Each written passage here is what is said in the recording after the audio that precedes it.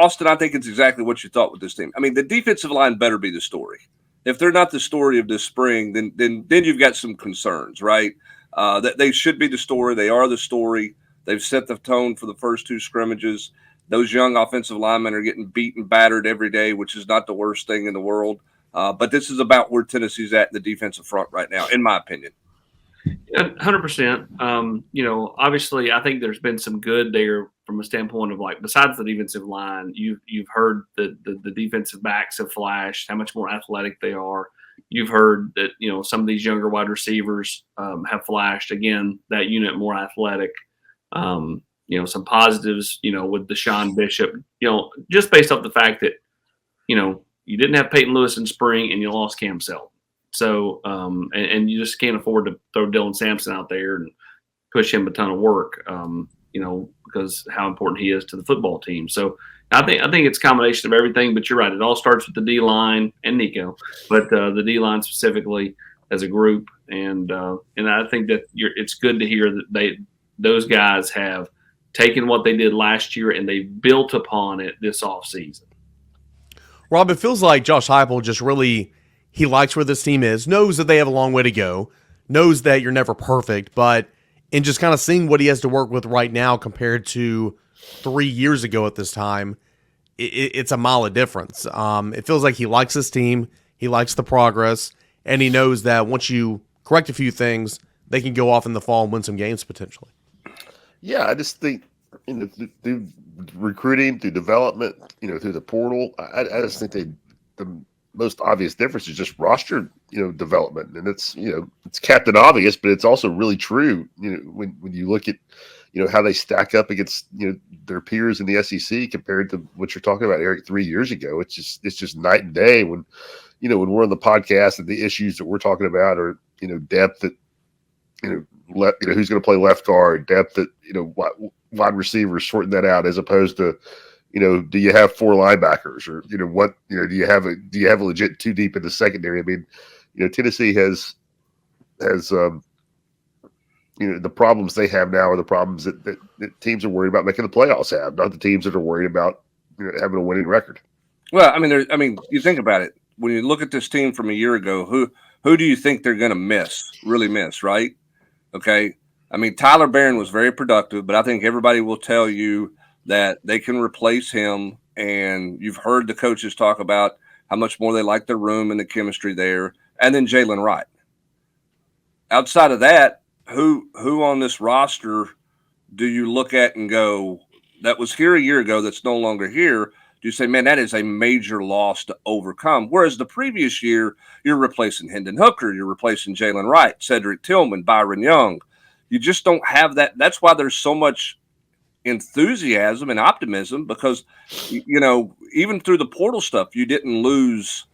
I mean, Tyler Barron's the only real productive guy of note that you lost. I mean, Jalen McCullough's gone off this team, but I mean, I don't think anybody's going, man, there's a catastrophic loss for the secondary. And I'm not trying to rip on Jalen McCullough, but that just doesn't feel like that's the vibe there. So I think that's part of why this team why the mojo of spring for this team is good, because you're not sitting there going, oh my gosh, we have to replace this amount of production. Can we do that from a year ago, other than Jalen Wright? Well, and I think, to your point, Hubs, is you didn't lose anybody of note except for Barron, and that's the deepest position you have on the football team. And you have a bunch of players that were freshmen a year ago that are going to be sophomores that have a year kind of to build up to this point that really should help this football team, right? I mean, there's guys in the back end that are sophomores. There's David Hobbs, Jeremiah Thielander, Arian Carter, Ethan Davis. I mean, Cam Selden. You can keep going with players that were freshmen a year ago that are now sophomores that should really kind of fill in any kind of potential gaps there are, and honestly make this team so much more deep, than it was a year ago. And AP, the most important one of those of all you left off is Nico. I mean, you feel, one of those freshmen that's a sophomore, it makes how much more excited are people about the most important position on the field now? Great point. You look at the offensive line as we kind of shift gears here in a moment, but I want to look at, you touched on the secondary. The offensive line, there's a lot of veterans that are banged up, dealing with some minor injuries right now. But, I mean, Cooper Mays isn't going on an awful lot. We know Javonte Spraggins didn't go, and John Campbell's missed some time here lately. it's very much kind of who's healthy. You're out there with the ones on the offensive line right now, Brent. Kind of where would you say, evaluation-wise, where have they grown on the offensive line this spring with Bison Lane getting every opportunity in the world to snap the football, Sham at guard, and some other guys up there? Well, I mean, let me first say this. I mean, if you had not seen the production of the defensive line in a game last fall with all those guys coming back, and you were hearing about the defensive line dominating, you'd throw a big wool on it, right? A big asterisk beside it, because who are they going against? Now, what you're saying is, man, those young guys on the offensive line are getting baptism by fire against a really good defensive front, and that's the kind of shift, if you will, of where this thing is right now. And listen, Bison Lane's getting beat up, right? I mean, Max Anderson, Satterwhite, Bison Lang, as I just mentioned, Sham Umaroff. I mean, those guys are taking their beating. I mean, Glenn Ellerby said it best, and I had a story on this on Monday, but he said it best. Like, you're going to be better for it on the other side, but there are going to be some dark days and some rough times. And I think there has been for some of those young guys. Now, I think Lance Hurd's been really good. I think everybody feels really comfortable about where they are at left tackle.